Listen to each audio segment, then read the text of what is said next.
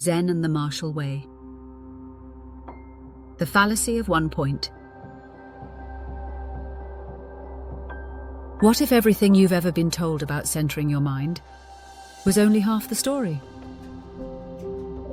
In countless dojos across the world, students are taught to place the mind in the Hara, that point just below the navel, where strength, stability, and the source of emotional cohesion are said to reside.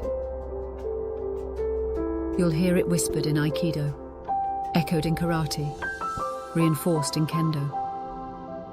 Keep your mind at one point, and you'll be unshakable. And to be fair, there's some truth there. Centering the mind in the Hara does mean that it is less likely to get caught up in planning and scheming. Locking down one's awareness to the immediacy of one's centre of gravity is often the difference between flailing and flowing, between contrived and spontaneous action. But here's where the trouble begins.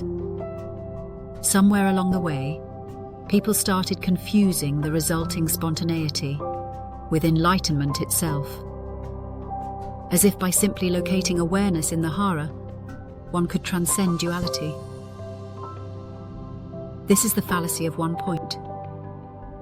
The idea that enlightenment is simply a matter of a specific form of mindfulness. In Zen, enlightenment doesn't happen anywhere. It's not a mindfulness one has regarding the head, or the chest, or the belly. It's not even a mindfulness at all, but that it obliterates the very distinction between one who is mindful and that which one is mindful of. When a martial artist says, "I am centered," Zen replies, "Who is centered, and where is this center found?" The moment we fix awareness at a single point, we've already created two: the observer and the observed. The self watching its own stability. It's subtle, but that gap, the faint residue of self-awareness, is precisely what enlightenment dissolves. Now, does that mean keeping the mind in the Hara is pointless? Not at all. History has shown it as a very reliable anchor for keeping the mind at bay. It facilitates the body and mind working as one unit. It helps to harmonize breath and motion, and it does promote composure in the midst of chaos.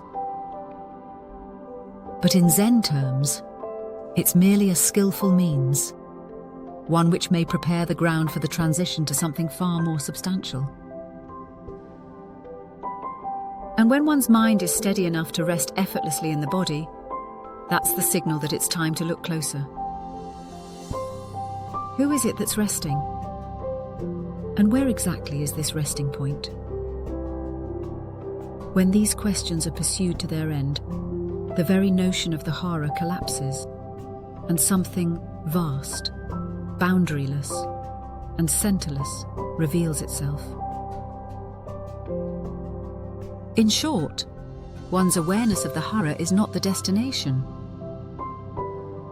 It's just another vehicle for crossing to the far shore, and one that must likewise eventually be discarded.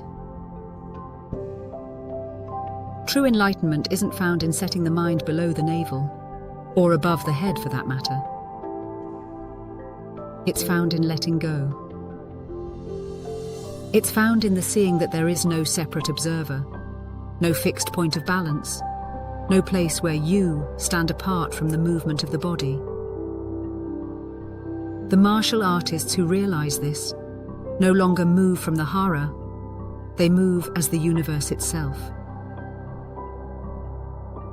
So yes, keep training. Keep returning to your Hara as necessary. But don't mistake stability and calm for awakening.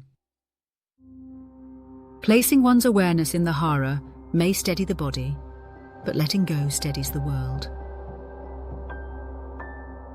In the end, The one point is useful precisely because you can't hold it forever.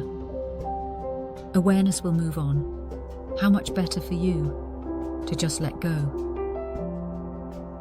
And when you do, when even that center dissolves, there's no longer the notion of balance or imbalance.